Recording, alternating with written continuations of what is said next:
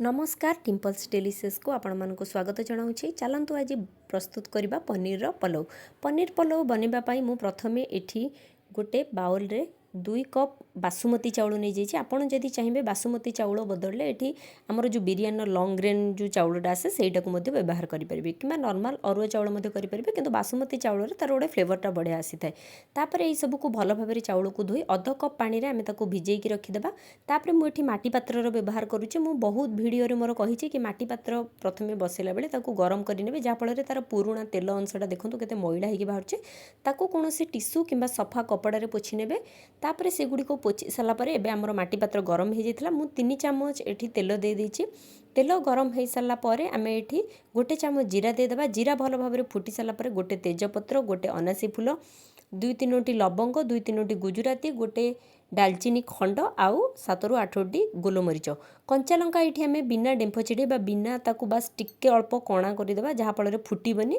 तापर 1 इंच अदा को नहीं ताकू छेचिकी एमती ताकू भल भाव भाजी नबा। अदा को आम बहुत माने क्रिस्पी कलर टाइप एमती भाजबानी, अल्प टिके तार टिके चारिपटू जमी तार स्मेलटा चलीज। अदा भाजी हो सारा पर ये आम 10-12टी काजू को नहीं ताकू एमती 1-2 मिनिट पर्यंत अल्प कलर चेंज होला पर्यंत भाजी नेबा। जेते बेले आमर काजूटा भल भाव भाजी हो तापर मुझे अध कप स्वीट कॉर्न दे दीजिए। आपड़ जदि चाहिए ये मटर मध्य नहीं पारती, फ्रोजेन हो कि आमर फ्रेश मटर नहीं पारते। यहाँ तो शीत दिन मटन मध्य इजिली अवेलेबल मिल जाए। ये मुझे कॉर्न को नहीं ताकू एमती 2-3 मिनिट पर्यंत भाजी नेबा, जमी आम कॉर्नटा भल मक्काटा भल भाव भाजी हो। मक्का भल भाव भाजी हो सारा पर रखि चाउल को आम छाणिकी पुणी देदेबा।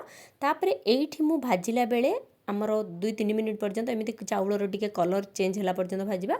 मु साइड रे आमर जेतिकी चाउल नेबे सेतिकी तार डबल क्वांटिटीर पानी को बॉयल करि नेबे। आपण चाहिए ये ठंडा पानी दे पारते, किंतु मते लगे कि ठंडा पानीटा डायरेक्ट जदि आपण देबे आमर टेम्परेचरटा डाउन कर दे थाए, तो जहाँ फल भातटा माने बनिला बेले टिके स्टिकी हो जाए तो एते भल बनी न थाए। से देखो मोर भी पानी फुटी आसीला। मु टिके चाउल भाजी सारा पर पानी दे देछि। मन रखिबे 2 कप माने चाउल रे 4 कप ही पानी देबे।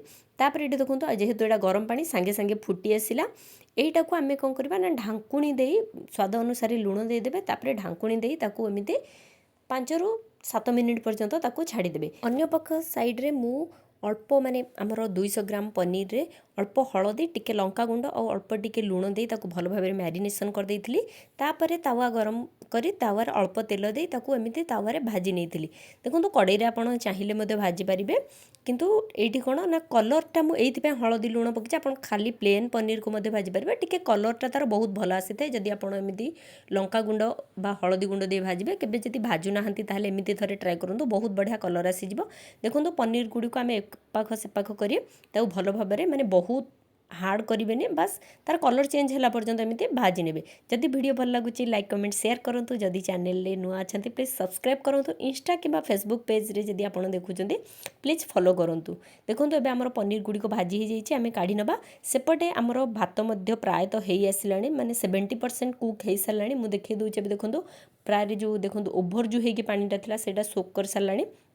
एबे हमें डायरेक्ट पनीर को ये ढाली नबा। तापर ये मु अधा लेंबू को मध्य ये पनीर को मिसई देला परे एटा अधा लेंबू को मध्य आपण चिपुड़ी देबे। लेंबूटा देबा द्वारा हमर भातटा माने गोटी गोटी मध्य हो जाए थाए, आउ बहुत बढ़िया टेस्ट भी माने जो गोटे खटास आउ एमती तार गोटे टेस्ट बालांस आसी जाए थाए। तो लेंबूटा को निहाती चिपुड़ीबे, बिना लेंबू रे खाई परिबे, किंतु एतेटा टेस्ट तार भल आसबनी। एठी जदि आपणक पाखरे कसुरी मेथी किंबा जदि आपण धनिया पत्र मध्य खाउचंती एई सब को देई ताको पुणी देखंतु एबे 1-2 मिनिट पर्यंत पुणी आउथरे, कारण जेहेतु तार पानी सुखिनी ताको पुणी ढांकी देबे। देखंतु 1-2 मिनिट हेई सारिची, आमे बंद कर देइचे। एबे देखंतु पूरा ठंडा करिक मु आपणको हमर पलौडा देखौचे, बहुत बढ़िया आसीची टेक्सचरटा। आ देखो पूरा गोटी गोटी चाउल होइचे। एइटा कले आपनको कोनोसी तरकारी दरकार नै ना, बहुत माने आपनको जदि अल्प माने तेल मसला रे किछि गोटे भल जिनस खाइबाकू थिबो ताहले एई रेसिपीटी निश्चिंत ट्राए करंतु। कोनोसी जदि कुणिया भी आसुचंती आपनको घर को ताहले रेसिपीटी निश्चिंत ट्राए करंतु। आ साथी रे कोनोसी माने रायता आपण दे परिबे किंबा प्लेन दही सहित सालाड मध्य नै परिबे। रेसिपीटी बहुत बढ़िया लागिबो। थरे आपण एई परि भाबरे पनीर पलाव बनांतु आ आपनको एक्सपीरियंस मो साथी रे शेयर करंतु। धन्यवाद।